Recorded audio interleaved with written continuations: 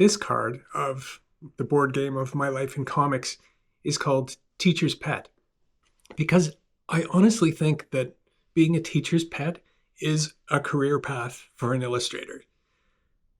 So when I was in grade 5 through 8, I guess, I had some teachers who saw me drawing in class and they found a way to use it. One teacher in particular, Mrs. Patrician, got me to do the bulletin boards in class. And I was just thrilled because my work got to be put up for everyone to see, but I also got to be useful to her.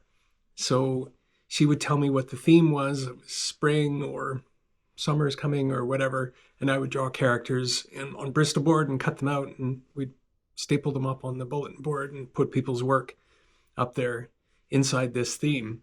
And that kind of continued to be what I did consciously or unconsciously at my various workplaces. I remember working in a gift store kind of thing in Toronto when I was trying to figure out what I wanted to do after leaving theater. And I was doodling and I ended up doing the signage for the store. And similarly, when I was working with Strategic Coach, my current employer, I was hired because I could draw, but we never used my cartoons in the multimedia work that I was doing. So I ended up doing the multimedia and then I did copywriting, but I kept drawing. And there was one time I was back in Toronto visiting from Scotland where I was living at the time. And I had dinner with my boss, and we've always had these life, the universe, and everything conversations. And I did a big sketch note after of our conversation, just kind of mapping out the major themes and putting them in space. And he looked at that and he said, "We have to do something with this." For him, this is a mark of what he calls unique ability. This is something that you do uniquely well, that's useful to others. It gives you more energy than it consumes to do. And the company's really focused on helping entrepreneurs figure out what their unique ability is in their business so they can just do that and surround themselves with people who have the talents for the other things that they don't do uniquely well. And they're genuinely committed to having their team members work in their unique ability. So that's when my role in the company was shifted to being a cartoonist full time, and I started illustrating books. So your mileage may vary. This is not necessarily available in every situation, but you might be surprised that when you just be yourself in public, and if you draw or whatever creative thing you do, if you just do it in your space, people kind of can't help but notice it and think of ways to use it. The bane of my existence is going to dinner parties where everybody and their dog has an idea for a children's book, and I could illustrate it. We could split the money. And there are layers of things that are wrong with this. Like publishing companies don't expect the author to provide an illustrator and finished illustrations.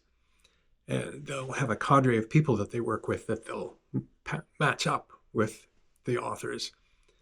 They don't want to necessarily start a contract and a relationship with somebody they don't know, or assuming they like the work in relation to the book.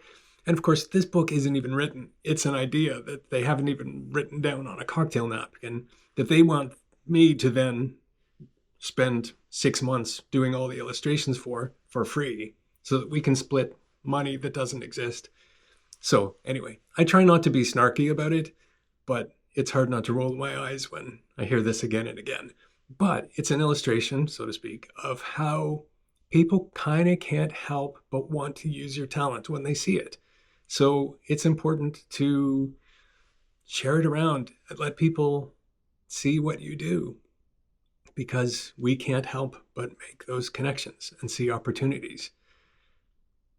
Now, I'm not saying that you should do all kinds of spec work for free, because I don't know, people say, "Oh, well, you can do this thing for me and it will lead to exposure." But as a Canadian, I'm well aware that you can die from exposure. So doing free work, I don't know, people tend to value what they've paid for. So if somebody's pitching something to you and they don't have a budget for it, it's not necessarily in your best interest to devote yourself to their project unless you really care about it. Or maybe you do want to develop portfolio work. I was reading something just the other day where an illustrator was saying that they made up some fake spec work, and the people that they were pitching it to as part of their portfolio didn't care if it was a real client or not. They just saw the quality of the work. So that's an option too. So my point is that you should just do what you do. And it's not necessarily for you to figure out what you have to do with it, because that's not something I'm particularly good at. I've never been great at the business side of things. I've had friends, I had a friend in theater who was amazing at just thinking of things she could do that were valuable to other people. And she made good money through school and then since, and has always been clever like that. And I'm just not. So my luck has come from, like I say, just being myself in public and having other people connect those dots. So that may work for you. Anyway, I hope that's a useful idea. See you next time.